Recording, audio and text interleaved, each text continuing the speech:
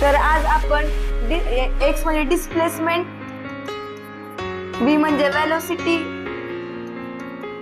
ए म्हणजे acceleration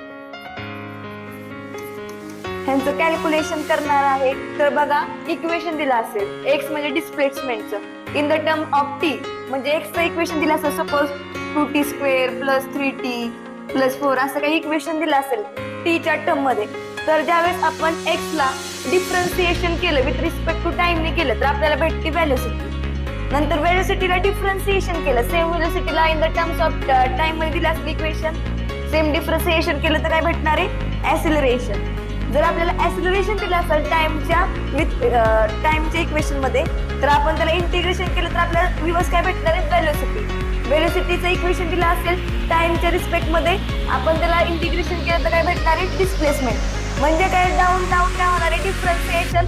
up up गेल्यानंतर integration होणार आहे. या प्रकारे आपण डिस्प्लेसमेंट, व्हेलोसिटी आणि ऍक्सेलरेशनचं कॅल्क्युलेशन करू शकतो. दुसरी मेथड आहे बघा, ग्राफ. जर आपल्याला डिस्प्लेसमेंट वर्सेस टाइमचा ग्राफ दिला असेल, त्यामध्ये जो ग्राफचा स्लोप असेल तो आपल्याला काय देणार आहे? व्हेलोसिटी. आणि व्हेलोसिटी टाइम ग्राफ असेल त्याचा स्लोप आपल्याला ऍक्सेलरेशन देणार. आणि जर आपल्याला ऍक्सेलरेशन टाइमचा ग्राफ दिला असेल आणि त्याचा एरिया, तो ग्राफचा एरिया आपल्याला काय देणार आहे? व्हेलोसिटी.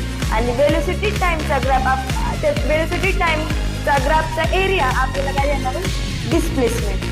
तर अशा प्रकारे ट्रिक पाहण्यासाठी चॅनलला सबस्क्राईब करा, व्हिडिओला लाईक करा आणि जास्तीत जास्त शेअर करा. थँक्यू.